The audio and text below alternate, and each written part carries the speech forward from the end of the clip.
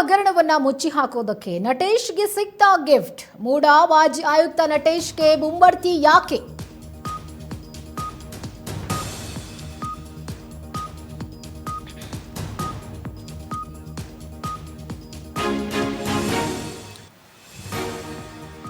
ಮೂಡಾ ಹಗರಣವನ್ನ ಮುಚ್ಚಿ ಹಾಕೋದಕ್ಕೆ ನಟೇಶ್ಗೆ ಗಿಫ್ಟ್ ಸಿಕ್ತಾ ಅನ್ನುವಂಥ ಪ್ರಶ್ನೆ ಉದ್ಭವಿಸಿದೆ. ಮೂಡಾದ ಮಾಜಿ ಆಯುಕ್ತ ನಟೇಶ್ಗೆ ಮುಂಬಡ್ತಿ ಕೊಟ್ಟಿದ್ದಾರೆ ಯಾಕೆ ಅನ್ನುವಂಥ ಪ್ರಶ್ನೆಗಳೆದ್ದಿದೆ. ನಟೇಶ್ ಮೇಲೆ ಸಿಎಂ ಸಿದ್ದರಾಮಯ್ಯ ಅವರಿಗೆ ಯಾಕೆ ಇಷ್ಟೊಂದು ಒಲವು? ಲೋಕಾಯುಕ್ತ ತನಿಖೆ ಇದ್ರೂ ಕೂಡ ನಟೇಶ್ಗೆ ಮುಂಬಡ್ತಿ ಕೊಟ್ಟಿರೋದು ಹಲವು ಅನುಮಾನಗಳಿಗೆ ಎಡೆ ಮಾಡಿಕೊಡ್ತಾ ಇದೆ. ಸರ್ಕಾರದ ಬೊಕ್ಕಸಕ್ಕೆ ಕೋಟಿ ಕೋಟಿ ನಷ್ಟ ಅಂತ ಹೇಳಿ ವರದಿ ಬಂದಿದೆ. ಇಷ್ಟೆಲ್ಲ ಇದ್ರೂ ಮಾಜಿ ಆಯುಕ್ತ ನಟೇಶ್ಗೆ ಮುಂಬಡ್ತಿಯನ್ನ ಹೇಗೆ ಕೊಟ್ರು ಸಿಎಂ ಅನ್ನುವಂಥ ಪ್ರಶ್ನೆ. ಮೂಡಾ ಹಗರಣವನ್ನ ಮುಚ್ಚಿ ಹಾಕೋಕೆ ನಟೇಶ್ ಅವರಿಗೆ ಗಿಫ್ಟ್ ಸಿಕ್ತಾ? ಯಾಕಂದ್ರೆ ಈ ಒಂದು ಮೂಡಾ ಹಗರಣದಲ್ಲಿ ಸಿಎಂ ಸಿದ್ದರಾಮಯ್ಯನವರು ಸಿಕ್ಕಾಕೊಂಡಿದ್ರು. ಬಟ್ ಈಗ ಅವರ ಪರವಾಗಿ ಬಂದಿದೆ ತೀರ್ಪು. ಒಂದು ರೀತಿ ಕ್ಲೀನ್ ಚಿಟ್ ಸಿಕ್ಕಂಗಾಗಿದೆ. ಸಿಎಂ ಸಿದ್ದರಾಮಯ್ಯನವರಿಗೆ ಬಿಗ್ ರಿಲೀಫ್ ಕೊಟ್ಟಿದೆ ಕೋರ್ಟ್. ಆದ್ರೆ ಮೂಡಾ ಮಾಜಿ ಆಯುಕ್ತ ನಟೇಶ್ ಅವರಿಗೆ ಮುಂಬಡ್ತಿ ಕೊಟ್ಟಿರೋದು ಯಾಕೆ ಅನ್ನುವಂಥ ಪ್ರಶ್ನೆಗಳು ಇದೀಗ ಉದ್ಭವಿಸಿದೆ.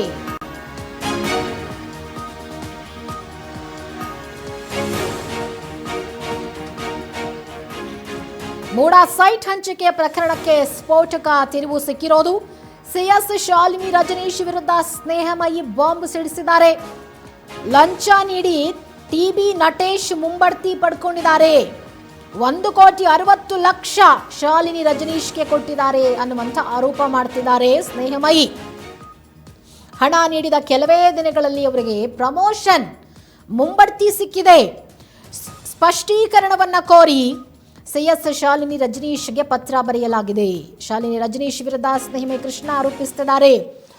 ಮೂಡಾ ಸೈಟ್ ಹಂಚಿಕೆ ವಿಚಾರಕ್ಕೆ ಸಂಬಂಧಪಟ್ಟಂತೆ ಆ ಒಂದು ಸಂದರ್ಭದಲ್ಲಿ ಇದ್ದಂಥ ಆಯುಕ್ತರು ಮೂಡಾದ ಮಾಜಿ ಆಯುಕ್ತ ನಟೇಶ್ ಅವರಿಗೆ ಮುಂಬಡ್ತಿ ಕೊಟ್ಟಿದ್ಯಾಕೆ? ಶಾಲಿನಿ ರಜನೀಶ್ ಅವರಿಗೆ 1,60,00,000 ರೂಪಾಯಿ ಕೊಟ್ಟು ಇವರು ಪ್ರಮೋಷನ್ ತಗೊಂಡಿದ್ದಾರೆ ಅನ್ನುವಂಥ ಆರೋಪ ಮಾಡಿರೋದು ಸ್ನೇಹಮಯಿ ಕೃಷ್ಣ, ಸಾಮಾಜಿಕ ಹೋರಾಟಗಾರರು.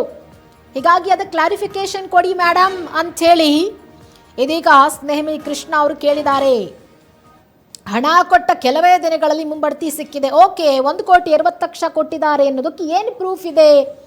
ಏನು ಪ್ರೂಫ್ ಇಟ್ಕೊಂಡಿದ್ದಾರೆ ಸ್ನೇಹಮಯಿ ಕೃಷ್ಣ ಅವರು ಅನ್ನೋದು ಕೂಡ ಇಲ್ಲಿ ಪ್ರಶ್ನೆಯಾಗತ್ತೆ.